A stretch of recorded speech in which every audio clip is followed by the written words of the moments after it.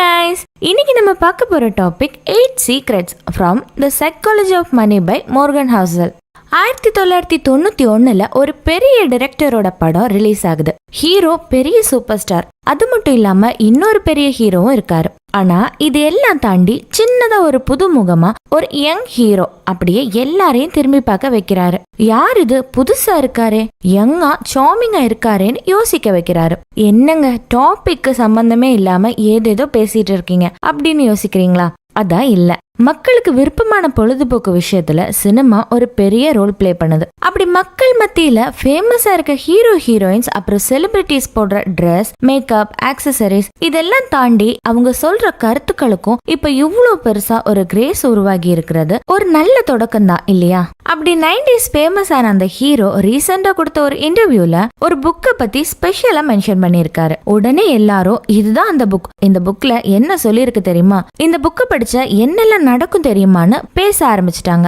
அந்த செலிபிரிட்டி நம்ம favourite actor Aravind சுவாமி தான். அவர் மென்ஷன் பண்ண அந்த book the psychology of money by Morgan ஹாசல்னு இந்நேரம் உங்களுக்கே தெரிஞ்சிருக்கும். பணம், செல்வம் இதெல்லாம் கடவுளுக்கும் மேல நினைக்கிறவங்களுக்கு பணம் அவ்வளவு பெரிய விஷயம் இல்ல. உங்க நம்பிக்கையும் தெளிவான மனசும் திட்டங்களும் சரியா இருந்தா போதும், பணம் ஈஸியா உங்களை தேடி வரும்னு சொல்ற இந்த புக்ல பணத்தை பத்தி தெரிஞ்சுக்க நிறைய விஷயம் இருக்கு. அதெல்லாம் படிக்க டைம் இல்லப்பா அப்படின்னு ஃபீல் பண்றவங்களுக்காக தான் இந்த ஒரு சின்ன பதிவு. இதோட முடிவுல உங்களுக்கு அந்த புக்கை தேடி படிக்கிற ஆர்வம் வந்தா அது ஒரு நல்ல விஷயம் தானே.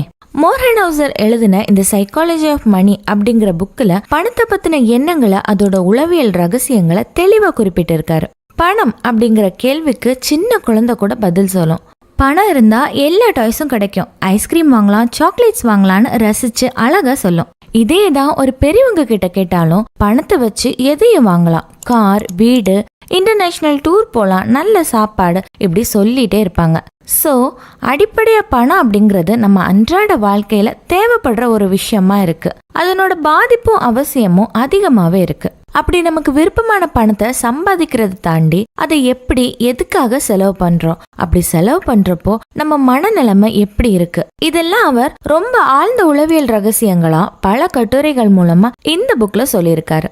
பணம் அப்படின்றது பல தத்துவ ஞானிகளும் பொருளாதார அறிஞர்களும் பல்வேறு வகையான கருத்துக்கள் மூலமா விவாதிக்கிற ஒரு விஷயமாகவே இன்னைக்கு வரைக்கும் இருந்திருக்கு. பணம் அப்படிங்கிறது வெறும் பொருளோ இல்ல கருவியோ இல்ல, பணம் நம்ம சமூக வாழ்க்கைக்கு அடிப்படையான தேவையா இருக்கு. இந்த பணத்தை பத்தின விஷயங்களை மற்றும் அதை பத்தின ரகசியங்களை மோர்கன் ஹவுசலோட பல தொகுப்புல இருந்து ஒரு 8 சீக்ரெட் மூலமா நம்ம ஈஸியா தெரிஞ்சுக்கலாம். ஃபர்ஸ்ட், செல்வம் மற்றும் மகிழ்ச்சி.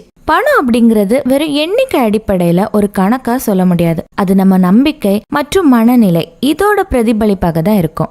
எல்லாரும் அவங்க தேவைக்கு வேணுங்கிற பணத்தை சம்பாதிக்க பெரும்பாலான காலத்தை கழிக்கிறாங்க. ஆனா அதை செலவு செய்யறப்போ, ஐயோ இது என்ன இவ்வளவு விலையா இருக்கு, எனக்கு பிடிச்ச கார் வாங்க மாசம் இவ்வளோ இஎம்ஐ கட்டணுமா, ஒரு டூர் போக இவ்வளோ செலவாகுமா, எதுவும் வேணாம், சம்பாரிச்ச பணத்தை இப்படியா செலவு பண்றது அப்படின்னு யோசிச்சு அவங்களே ஒரு மகிழ்ச்சி இல்லாத நிலைமைக்கு போயிருவாங்க.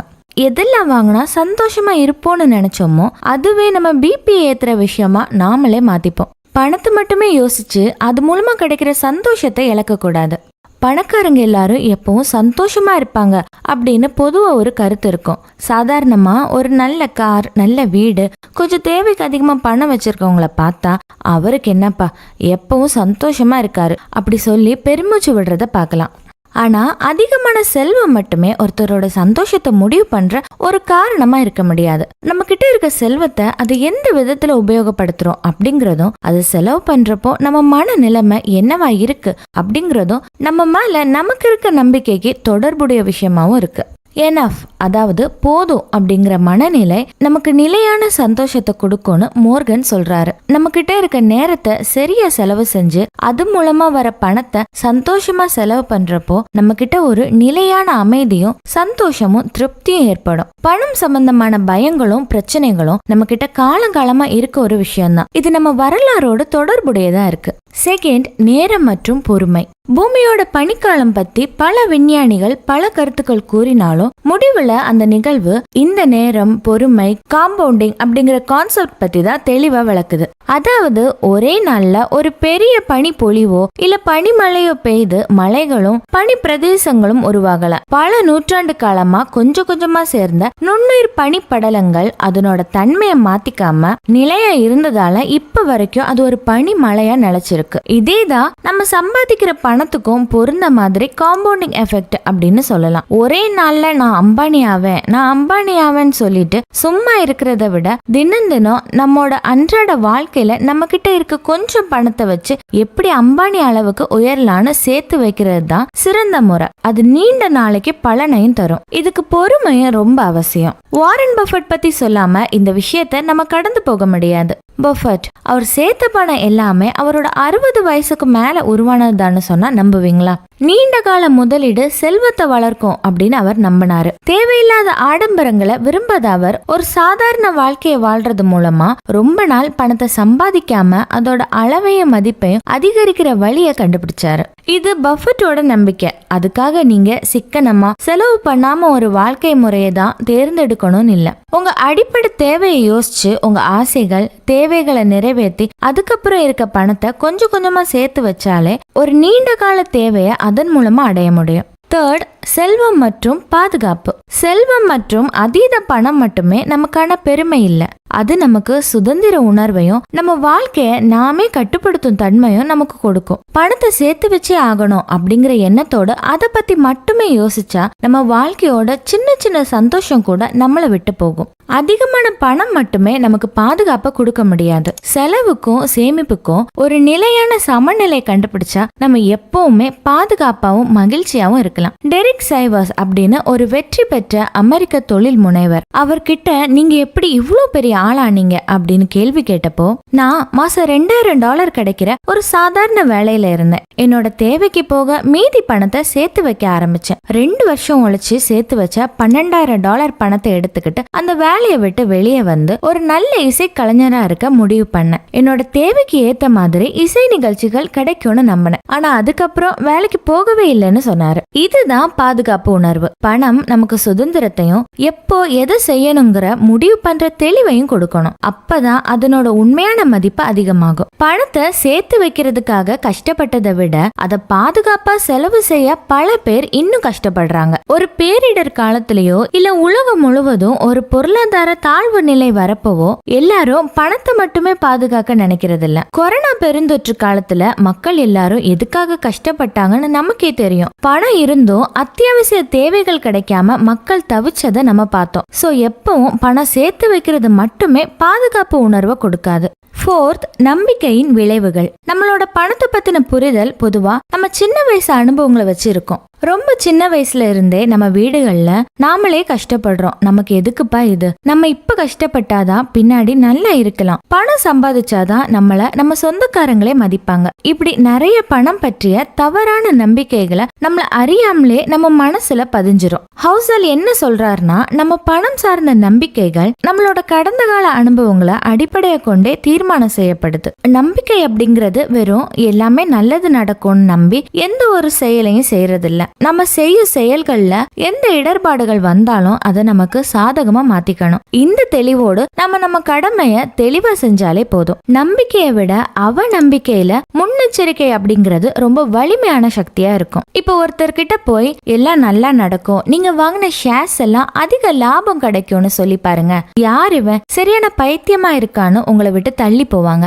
இதுவே உங்களுக்கு ஒரு ஆபத்து இருக்கு, நீங்க வாங்கியிருக்க ஷேர்ஸ்ல எல்லாம் கொஞ்சம் கவனமா இருங்கன்னு சொல்லி பாருங்க. அவர் உங்களை விட்டு நகரவே மாட்டாரு. உங்ககிட்ட என்ன சார் செய்யலாம், உங்களுக்கு எப்படி இதெல்லாம் கரெக்டா தெரியும், நீங்க எவ்வளவு வருஷமா ஷேர் மார்க்கெட்ல ஒர்க் பண்றீங்கன்னு கேட்க ஆரம்பிச்சிருவாரு. இப்படிதான் மக்கள் பணம் மற்றும் அது மீதான அவநம்பிக்கைகளை அதிகமா வளர்த்துக்கிட்டு வராங்க. நம்பிக்கையை விட அதிகமான உணர்வா அவநம்பிக்கை இருந்துட்டு வருது. பணம் அப்படிங்கிறது எல்லார்கிட்டயும் இருக்கிற ஒரு காமனான விஷயமா இருக்கு. அதனால பணம் சார்ந்த எதிர்மறை விஷயங்கள் நடக்கிறப்போ மக்கள் எல்லாருமே அது நமக்கும் நடக்கும்னு நம்ப ஆரம்பிக்கிறாங்க.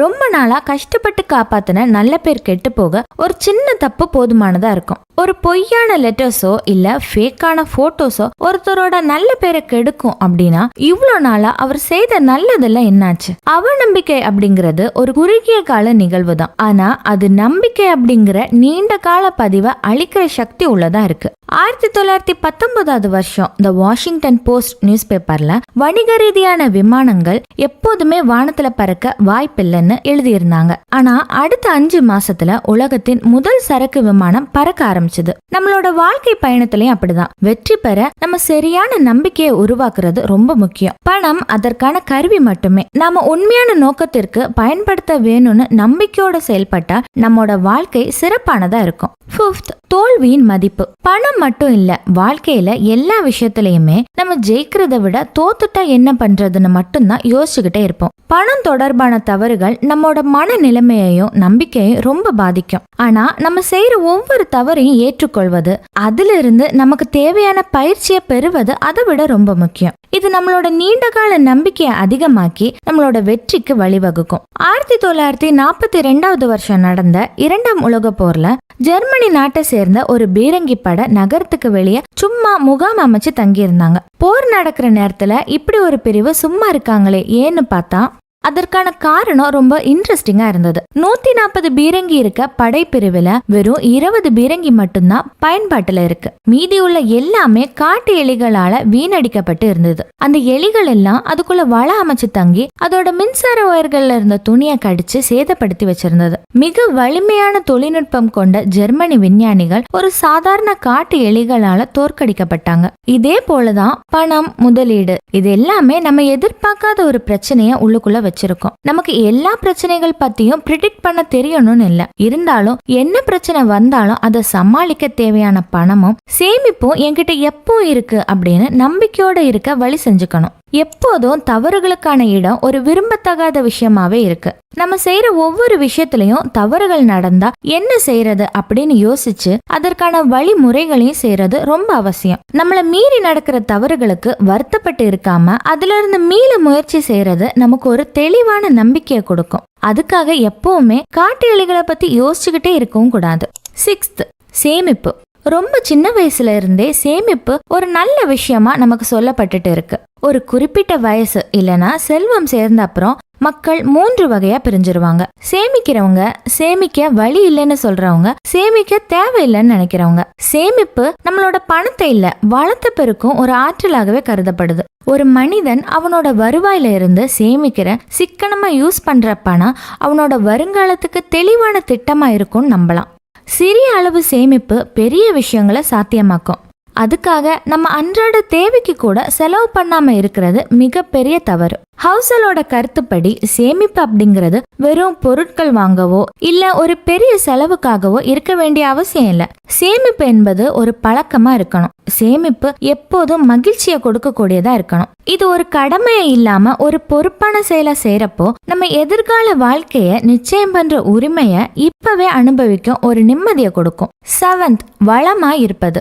செல்வத்தை சேர்க்கறது எந்த அளவு முக்கியமோ அதை விட முக்கியம் அதை தக்க வச்சுக்கிறதுல இருக்கு. செல்வத்தை பாதுகாப்பா வச்சுக்கிறது நல்லதுன்னு நினைச்சா அது அதிக பாதிப்பை தான் ஏற்படுத்தும். அதுக்கு பதிலா செல்வத்தை பாதுகாக்க தேவையான திட்டங்கள் தான் நம்மளை எப்பவுமே செல்வந்தர வச்சுக்க உதவும். ஓரளவுக்கு பணம் கைக்கு வந்ததும் இந்த ரோடு என்ன விலை, அட இந்த ட்ரெயின் என்ன விலை, இப்ப நான் ஏதாவது வாங்கியே ஆகணுமே அப்படின்னு யோசிக்காம நீண்ட கால முதலீடு இல்ல திட்டங்கள் பத்தி யோசிக்க தெரியணும். உண்மையான செல்வந்தர்கள் எப்பவுமே ஒரு எளிமையான வாழ்க்கை முறையை தான் விரும்புவாங்க.